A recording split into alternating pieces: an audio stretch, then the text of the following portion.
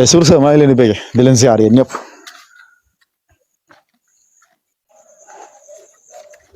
di leen wax jàmm ci yéen baay doxal leen bu leen kenn laal waa Espace Foot vous êtes les meilleurs. Donc aujourd'hui comme niñ ko waxee dañuy eggale live bi nga xam ne commencé woon nañ ko ci les droits TV des championnats majeurs en Europe c'est ça.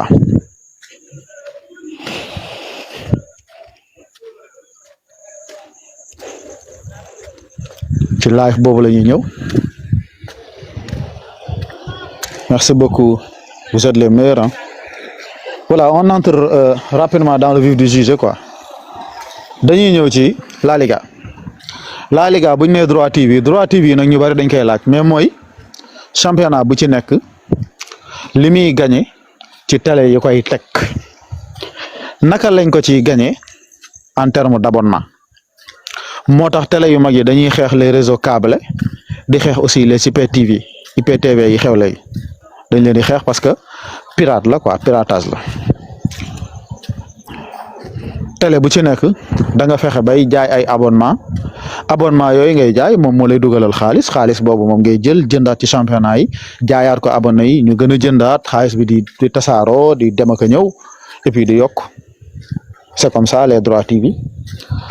produit nga yor am na ñu koy jënd yow tamit boo jëndee dina am foo dem nga teg ñu jaay la lenn c'est-à-dire yow yaa yor produit télé bi looy jaay yow ay décodeur ay abonnement consommateurs yi ñooy jënd lool. bu ñu ko jëndee yow nga jël li ñu la jox dem jëndee ko championnat ñëw tegalaat leen ko xaalis bi nga ciy gañewaat aussi yow ak waa championnat bi yéen a koy séddoo yéen a xool ci li ngeen dëppoo pourcentage bi naka lay toll. Donc au niveau de la Liga gis nañ ne championnat la boo xam ne en terme de compétitivité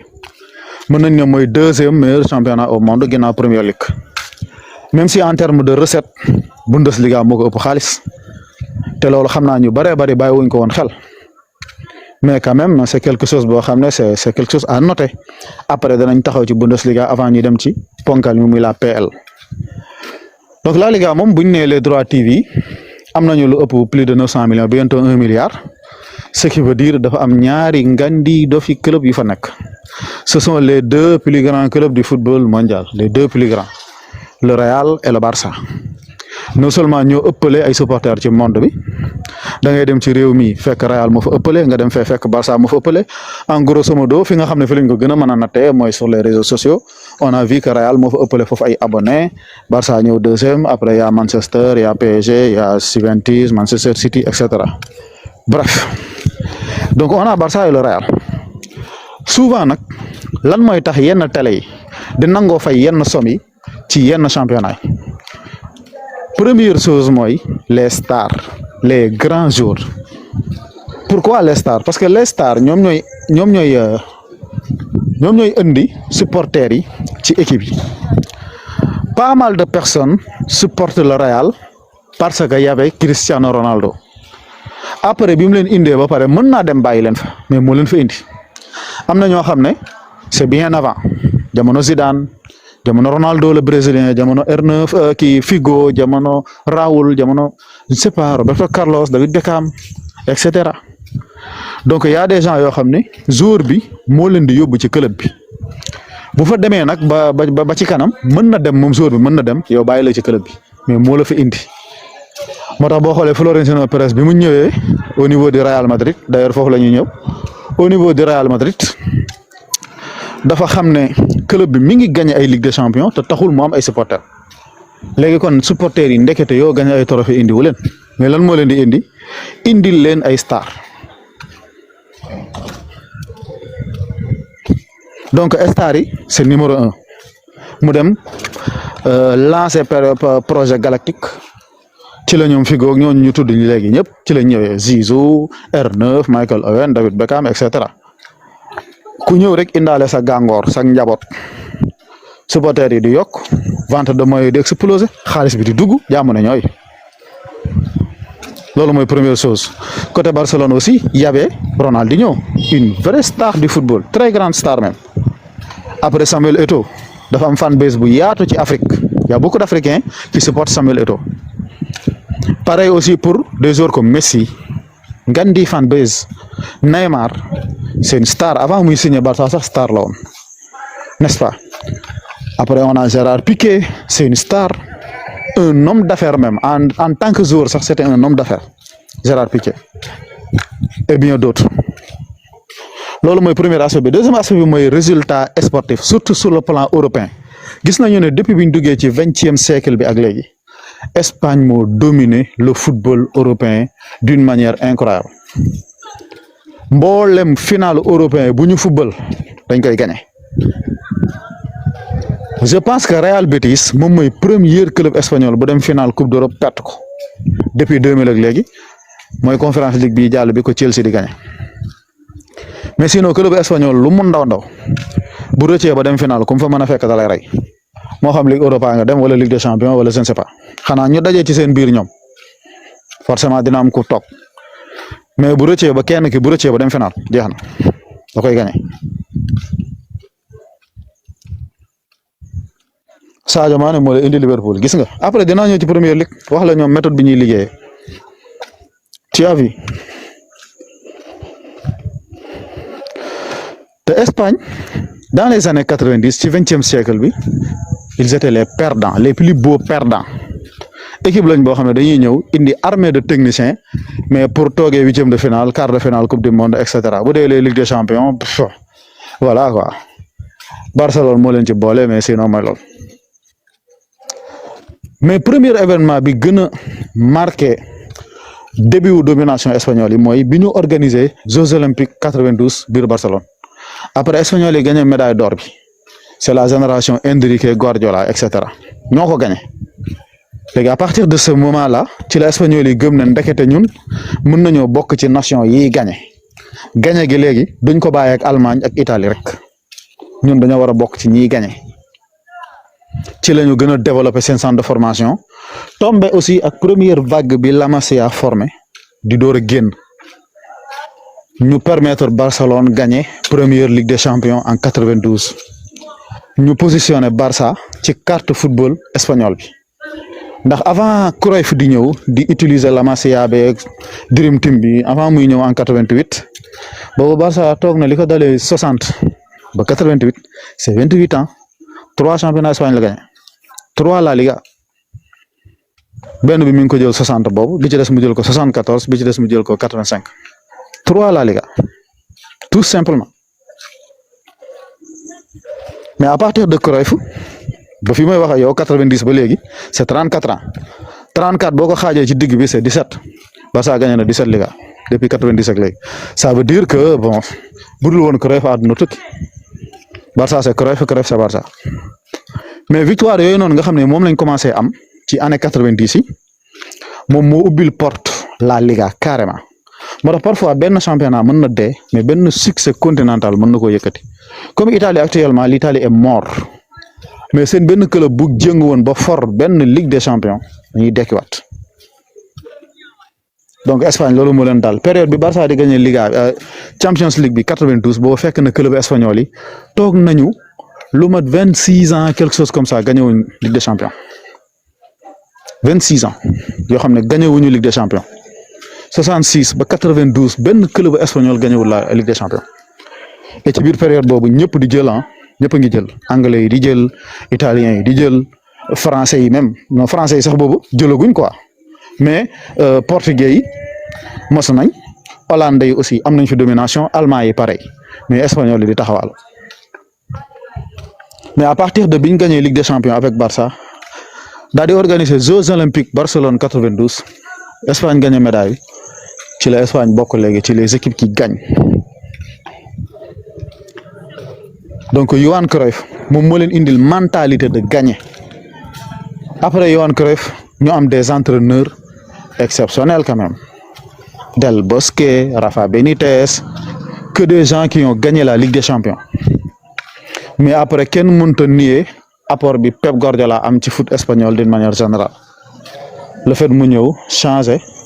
manière bi ñuy waxuma la manière bi ñuy footballé Espagne mais bi ñuy footballé ci àdduna bi carrément la changer léegi dem ba tout le monde joue au football total léegi bal bi nekkatul di naaw ci air bi ku jekku def 2-3 passes rek tëmbal non non comme bu njëkk ni mu doon am léegi dañuy paasante maximum de passes possible, maximum de sortie de balle, maximum de pressing haut, etc.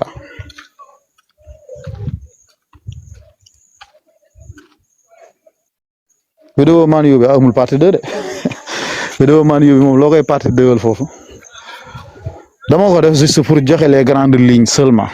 maanaam wane ne problème yi fii la ne lii ak lii moo gën a fës ci problème yi loolu la quoi bu ma ko bëggoon détaillé xanaa vidéo 40 minutes la ñu am loolu dana gudd de ma prochaine fois su ma amee l'occasion am aussi plus d'éléments mën naa ko def vidéo bu gën a gudd quoi temps yi moom maa ngi ci vacances dama bari ay quelques kii rek yu may toppatoo mais su ma livré rek mën naa dóor lu bari def leen ci ñaan waa Jaw maa ngi lay bëgg de la ziar naka ma lépp taw feex aywa du coup ginnaaw bi nga xamee ne am nañu ñoom Pérez moom mu ñëw teg projet Galactique Laporta ñëw teg projet La Masia ñaari projet yooyu ñoom la espagnol yi jël présenté leen ci biti jaay leen ci presse bi pourquoi aussi seen droiture yi am doole mooy la langue espagnole actuellement nii mooy deuxième langue bi gën a populaire ci àdduna am na ñu ne arabe la mais je pense que actuellement c'est espagnol arabe léegi c'est troisième anglais mooy première donc loolu importance bi mu am mooy presse espagnole bi suñu bindee ñi leen di mën a lire ci àdduna bi dafay bari bu ñu waxee ñi leen di dégg day bari ay Salvador ay Mexico ay Honduras ay nu mu tuddati fi gars yi di jaar de dem États-Unis Nicaragua ñooñu ay espagnol la ñuy làkk nga dem Amérique du Sud aussi boo ci génnee Brésil ñi ci des ñëpp espagnol la ñuy làkk Argentino Venezuela Pérou Chili Colombie et cetera ñëpp ay espagnol lañ plus Espagne gi donc nga boole nombre de personnes yi làkk espagnol xaw naa jege 400 millions wala 500 millions imaginez loolu marché la Real Madrid day gëm ne moo ko war a saisir Barcelone gëm ko mu nekk guerre et dañuy dem bay xëccoo sax les meilleurs joueurs de ces pays là les meilleurs brésiliens forcément dañuy football entre Barça ak Real que ce soit les Ronaldinho les Neymar les Ronaldo Brésil les Vinicius Robinho Neymar Rivaldo et cetera gis nga dañuy xëccoo même les meilleurs colombiens on a Atlético Madrid jël na fi Falcao Real jël fi James boo demee dañuy jël les Chiliens Zamorano nekkoon na fi Real Arturo Vidal nekkoon na fi Barça noonu la ñuy xalaatee est-ce que tu sais quelque chose Real Madrid décroché na benn contrat biir Colombie boo xam ne li mu signé woon James Rodriguez moo ko may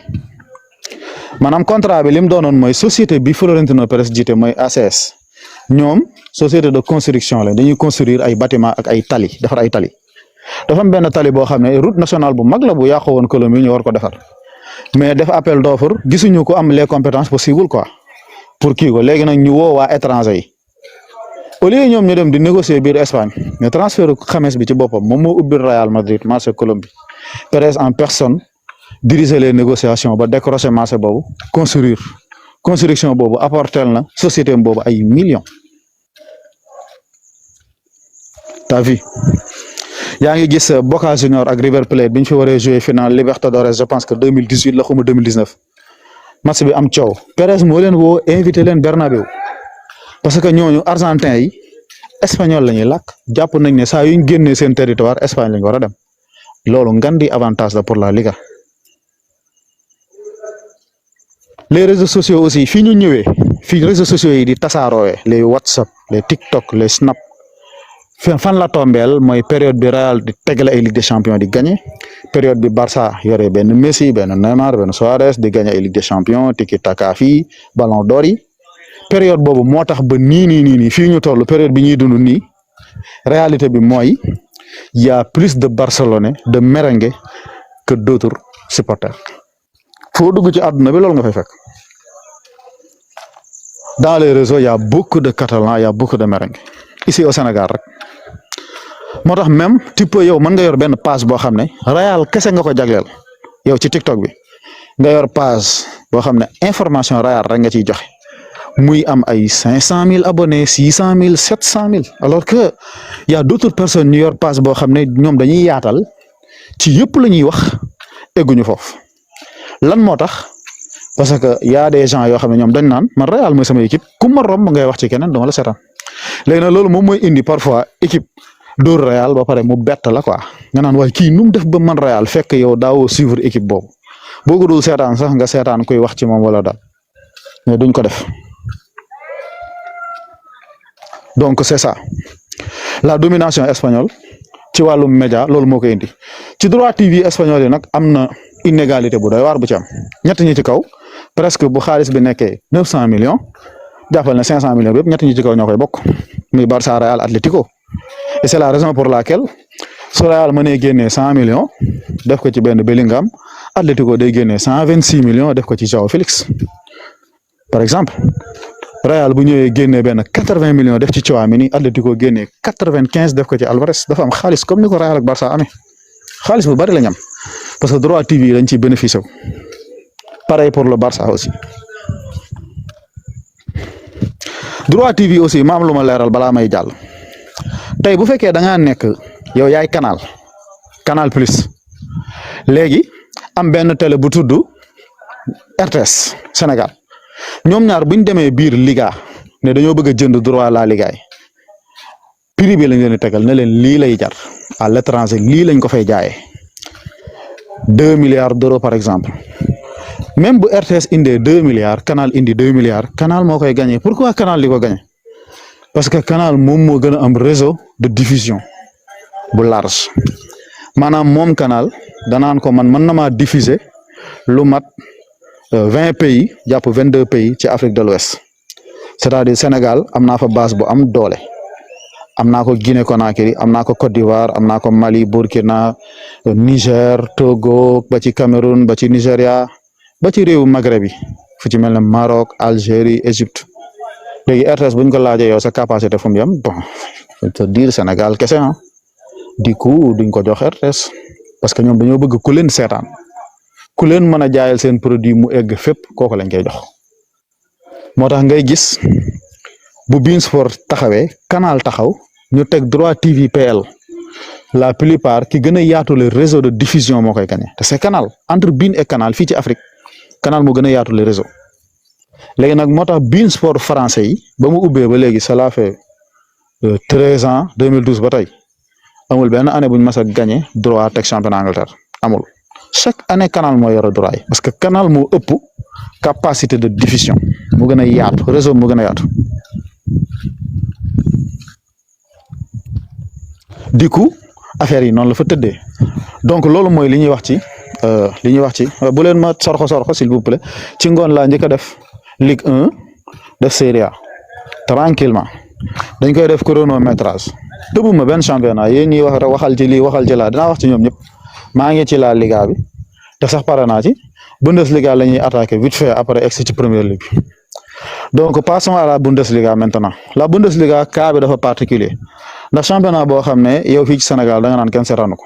ndax ñëpp dañ ne Bayern na moo koy jël amul concurrence nan la mën a nekkee deuxième championnat bi ëpp xaalis en terme de droit TV nu mu mën a nekkee justement c'est le Bayern c'est un colosse économique ni Bayern di lijjantee xaalis moo raw sax ni ko Real di lijjantee ak Barça ñoo leen dàq commerce foofu c'est un club ultra compétitif gis nga bu ñu jëlee 30 clubs yi gën a cher ci monde bi sport boo jël basket yooyu yëpp 6 clubs rek ñoo ci nekk ay club bu football te ci biir 6 clubs yooyu amul benn club bu italien alors que am na benn club bu allemand te c'est le Bayern te Bayern sax est 3e après Barça ak Real moom mooy 3e club bi ëppaat valeur ci club yooyu léegi moom fan la jaar ba am valeur boobu noonu alors que moom mi ngi ci championnat boo xam ne jàpp nañ ne dañ ko relégué au second plan parce que championnat bi mu ne dafa am xaalis lu koy wane mooy Allemagne dañoo bëgg football ñoom seeni droit TV par an da ngay fay lu mat 86 non 800 euros je pense que moom la ñuy fay 800 euros suma juumul xaw ma 80 euros damaa fàtte chiffre 8 bi lu ci topp mais y a quelque chose comme ça moom la ñuy fay seen kii boobu di leen tegal championnat yi dama koy fàtte waay am na benn télé bu leen koy tegal moom la ñuy fay pour di ko seetaan beneen bi mooy Allemagne mooy première puissance européenne c'est-à-dire ña dëkk biir Allemagne la plupart ci ñoom dañoo am xaalis kon ñoom pour ñu jënd ay abonnement du nekk problème ci ñoom léegi nag Bayern Munich moom mooy club bu fa ëpp supporter ëpp fa ay ennemis aussi et c'est normal club boo dem réew moo dem presque noonu la fa demee club bi fa ëpp supporter moo fay ëppaale ennemi en même temps ku ko supporter wul rek da nga koy bañ donc Bayern c'est ça mais ñoom seen cas dafa particulier la Bayern en 2021 moom moo nekk équipe bi ëpp lu mu jaay ay maillot ci monde bi bizarre pourquoi parce que Bayern moo ëpp groupement supporter ci monde bi yëpp même ay Barça ak Real Bayern moo leen ëppale groupement supporter mooy c'est-à-dire supporter Bayern yi nekk Touba supporter Bayern yi nekk Diourbel supporter ya nekk Ndar gis nga ni ñuy séddalikoo ci régions yi ci monde bi loolu Bayern moo ko ëppale ci monde bi moo ko ëppale même Real moo ko ëppale même Barça ba pare aussi moom moo nekk club bi ëpp ay socios ci monde bi aussi te loolu siiwul ñun ñëpp on parle des socios du Barça les socios du Real alors que ñaar ñooñu nekkuñu sax ci top 3 bi c'est le Bayern premier deuxième bi nekk kii Boca Juniors troisième bi nekk ki ci des River Plate après Barça ak Real doog a ñëw Bilbao doog a ñëw ñoom ñëpp ay club socios lañ dañuy élire président Bayern yor na lu ëpp 300,000 membres incroyable moo tax bu tegee produit ci marché bi moom it day jar te loolu liggéeyuñ ko ci at yii yëpp ñu ngi ko liggéey fin des années 70 début années 80 bi Uli Hoeneß ñëwee nekk directeur généralu équipe bi ñëw fekk det yi di bëgg a rey club bi munta noy mu trouver stratégie dem jàngi marketing États-Unis ànd ak ay américains sax ñibbi si Bayern pour ñuy jël produit buñ gis rek jënd ko taf ci logo Bayern na jaay ay lekk ay gâteau ay drop ay mbaxana di jaay mu indil leen xaalis bu bari bi ci des mooy développer académie bi dem fële ca Pays-Bas léegi basé wu ci centre de formation gis nga mais dafa am ñaari fee yoo xam ne il faut ñu taxaw ci Allemagne bu njëkk bi mooy les années 90 dafa am benn groupe bu tudd Première boo xam ne groupe de presse la dafa jëndoon droit TV Bundesliga boo fàttali ko mas naa defal Bayern série de vidéo dugaloon naa ci histoire boobu ku ko kiiwutoon rek mën nga dellu ginnaaw nga revisiter ko groupe boobu dañoo jënd Bundesliga pendant 5 ans 250 millions d'euros quoi par année taf rek club allemand yëpp amandoo xaalis mais li bizarre mooy moment bi chaîne boobu di ñëw dafa tombeek ñaari allemand yi ñu xaajoon ñu boole leen mur de Berlin daanu Union soviétique daanu léegi beneen Allemagne bi nga xam ne moo newoon ci ginnaaw Allemagne de l'Est dafa bëri woon ay crack bëri ay talent vu que benn événement la boo xam ne je peux dire Bayern préparé wu ko woon période boobu moo dominé foot allemand nekk numéro 1 mais Allemagne de l'Ouest la dominé beneen Allemagne de l'Est bi beneen club bu ñuy wax Dynamo Dresden moo ko dominé woon d'ailleurs Dynamo foo ko déggee rek signature Union soviétique la fépp fu ñu mas a dominé def nañ fa club bu tudd Dynamo moo xam bi nekk Kiev wala Zagreb wala Minsk wala Berliner FC Dynamo wala Dynamo Sofia niki noonu itam Dynamo Dresden bi nekk Allemagne club Union soviétique la woon Russie ñoo ko moomoon jamono guerre froide bi quoi mais biñ daanee les murs de Berlin boole ñaari Allemagne yi rapidement boole ñaari championnat léegi championnat Allemagne de l'Ouest fi ñoom Bayern ak ñoom Dortmund nekk moo ëpp xaalis foofu du moroom championnat bële xaalis bi dugg si Bundesliga club yëpp yem ci gars yi dañoo daw njëkkante les talents ak Bayern récupérer leen léegi lan moo xew ci décennie 90 bi 90 ba 2000 Bayern perd na Bundesliga bi 6 fois y a même des saisons yoo xam ne ay 6e lay jël du sax jël 2e gars yi raw ko carrément parce que boobu préparé wul que ne ñaari Allemagne yi mën nañ leen boole mais buñ dugg see ci année 2000 yi ci la Bayern renverser situation bi d'une manière un peu voilà quoi pourtant c'est légal mais voilà ni mu ko defee moo garaaw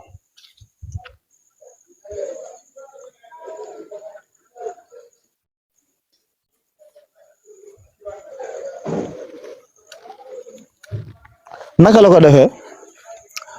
dafa am benn groupe de presse boo xam ne moo ñëw ci année 2000 yi tudd Kircher Media Group ku ñuy wax Leo Kircher moo ko moomoon léegi ñoom ñoo jënd Bundesliga mais ni ñu def mooy dañoo dem waxaale ak club bu allemand yëpp ne leen yéen ñëpp yéenay dajaloo nanguma jaay droit TV yi ci telle somme. léegi qu'est-ce qui s'est passé mooy Bayern dafa utiliser la presse wane ne moom d'accord na ci ñu jaay Bundesliga ci somme bi Leo Kircher bëgg. waa léegi fekk ne yow ñoom jaar nañ ci suuf dem négocier ak waa Leo Kircher pour ñoom jaay seeni droit à part pour 25 millions d'euros nga xam ne maanaam bu xaalis bi génnee ñu séddoo ko ba pare Bayern dafay amaat 25 millions de plus kon foofu en terme de mercato dafay raw gaay et pour vous dire 25 millions boo jëlee été 2001 moom la Bayern utilisé jënd ku ci mel ne Claudio Pizarro Werder Bremen la ko jënd les deux frères Niko Kovac ak Robert Kovac kenn ki mu jëndee ko Hambourg kenn ki mu jëndee ko Leverkusen et après championnat Allemagne 2002 2003 mu daal di koy jël. léegi nag club allemand yi bi scandale bi éclaté ñëpp yëg ko dañ ne nañu nangu trophée boobu noonu ci Bayern delloo ko ki jëloon deuxième parce que xaalis bi mu utilisé pour jënd joueur c'est illégal mais ce qui s'est passé c'est grave mooy Beckenbauer dafa génn ne képp koo xam ne c'est-à-dire yóbbu nañu ci yoon mais bépp àtte bu ñu fa génnee ñun ñu xool ko neexuñu dañuy démissionner ci mboolem organisation footballu allemand dem football ji Serie A te boobu noonu kafuñu woon léegi nag fédération allemande de football xam ne bu xëy ñàkk Bayern na mooy football allemand dee na qu'est-ce qu'ils ont fait mooy jënd galas du n'importe quoi loo xam ne bu xewoon Espagne wala mu xew Angleterre wala Italie waxatuñ ko mais ce qui s'est passé en Allemagne Bayern mooy koo xam ne day def lu ne weng waxuma la ku ci wax de mais mayuñu sax kenn mu ci critiquer mayuñu la ko booy critiquer di jàll ginnaaw par exemple Uli Hoeneß am na benn jamono bu mu fi waxee Manuel Neuer buñ ko sélectionné wul benn joueur Bayern na dootu fi jógee di dem équipe nationale gis nga lu toll noonu nga wax ko presse allemand bi kenn ñëppiwul gi parce que Bayern na c'est une équipe boo xam ne kenn du ko critiquer kenn du ko laal en Allemagne sont trop forts dañ leen ragal maanaam.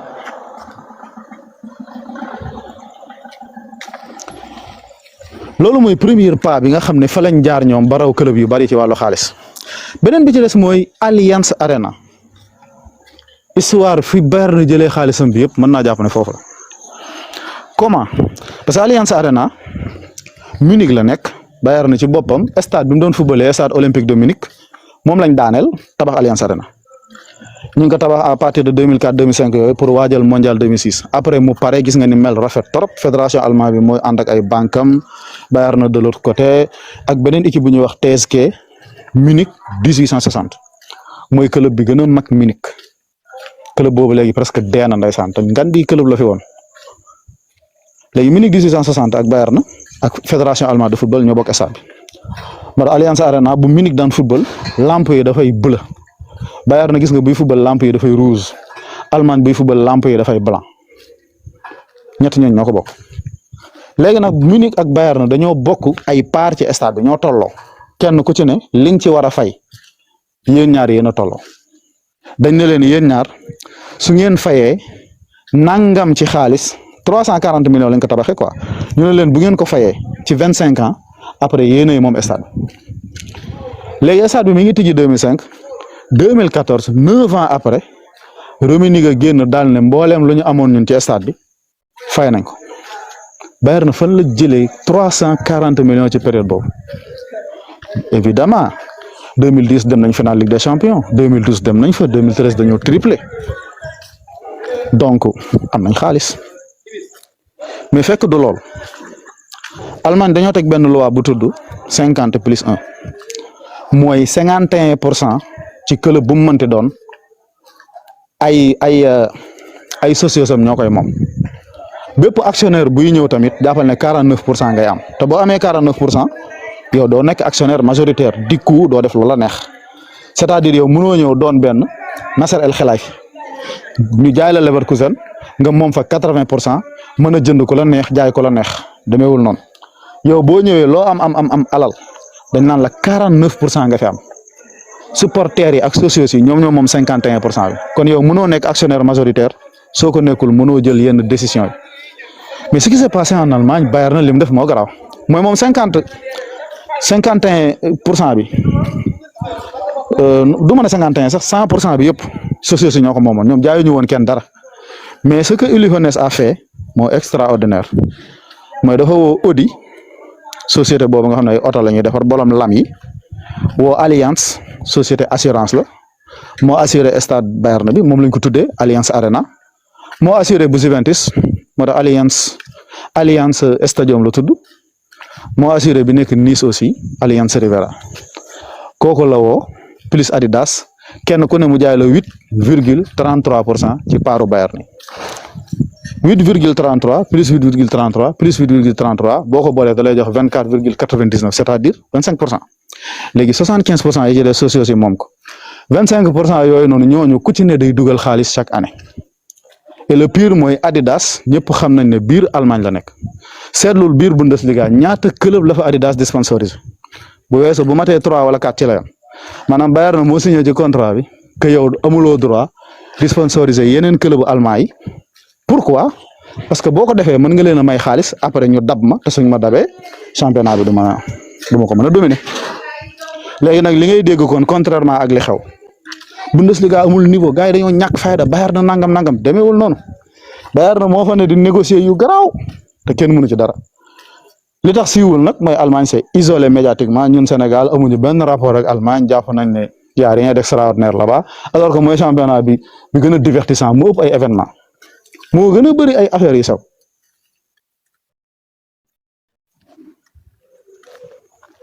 ba pare ci coowal Allianz Arena jeexagul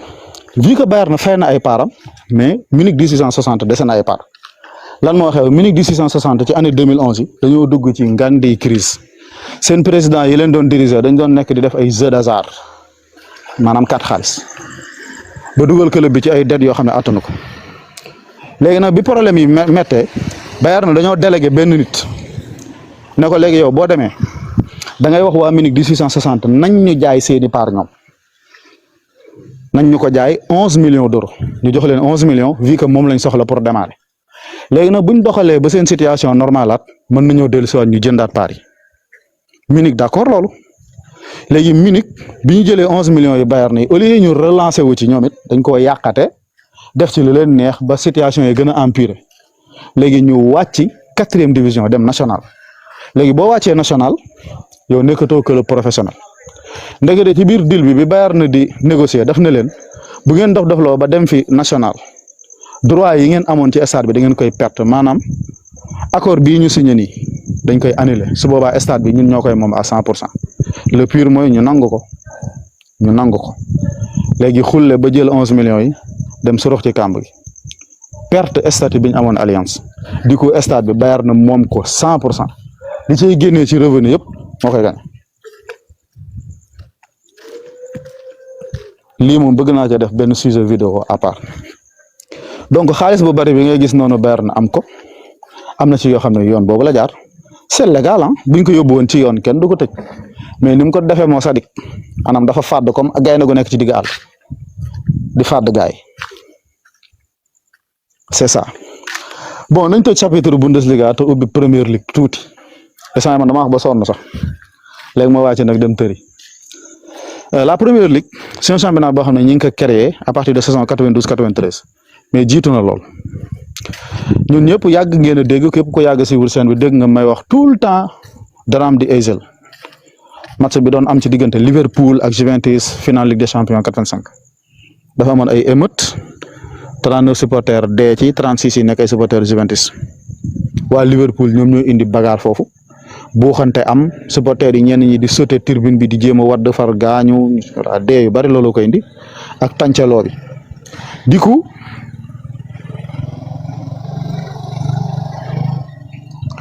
bi loolu amee UEFA daal di décider ak club anglais yëpp pendant 5 ans duñ football benn coupe d'Europe du Ligue des Champions du coupe des coupes du coupe de l'UEFA Liverpool ñu yokkal ko ci 1 an muy 6 ans. kon li ko dalee 86 ba 90 Ligue des Champions boo fi mën di gis club anglais bokk ci benn Ligue Europa buñ bokk du benn coupe des coupes buñ bokk léegi nag loolu lim jur mooy les meilleurs anglais dañ doon daw di quitter championnat bi di dem feneen ku ci mel ne La Liga jël na ci Mark Hughes jaar na Barça Gary Lineker moo jël meilleur buteur mondial 86 jaar na Barça ku ci mel ne Jan Roos demoon na Liverpool demoon na Juventus mooy meilleur buteur histoire Liverpool demoon na Juventus en Italie David Platt dem Sampdoria Heatley et Watkins les deux anglais demoon nañ Milan Paul Ince dem na fi Inter par exemple nga jël Marseille sax récupéré na Chris Waddle l'ancien joueur de Tottenham Bayern na jëloon na Mark Hughes même les entraîneurs dañoo quitté après Bobby Robson dem fu mel ne ay PSV Eindhoven dem Sporting Portugal nangam nga gis Thierry Venables dem yori Barcelone t'as vu les meilleurs entraîneurs quitté pays bi les meilleurs joueurs quitté pays bi léegi nag ña fa jot a des ci njiital un certain David Dean moom moo nekkoon directeur sportif bu Arsenal moom moo dajale 5 membres yi nga xam ne ñoo ëpp doole biir Angleterre mais Arsenal Everton Tottenham Manchester United ak Chelsea non ma naan Chelsea Liverpool laa bëgg a wax léegi 5 yooyu lañ dajale 5 dirigeants yooyu ne leen léegi ñun ni ñu war a def mooy raxas image suñu championnat ndax ñu mën koo jaay ci biti parce que suñ der yàqu na ndax les hooligans yi mooy gangu bandi yooyu nga xam ne ñoo doon indi émeute yooyu yëpp ñuy wax daaneel guñu beneen émeute amat mooy le drame de Hillsborough 89 boobu moom supporteru Liverpool yi la encore mais ñoo ca dee ba jeex takk ils étaient 97 morts et Steven Gerrard sax amoon na magam bu ci bokk d'ailleurs Gerrard presque loolu moo ko def un supporter de Liverpool mais à la base Everton moo nekkoon léegi yëppam mais magam moo doon supporter Liverpool dem seetaani match ci buuxante boobu ca la dee après bon peut-être mu waat ne dina sol mooy Liverpool nekk fa légende pour rendre hommage magam ci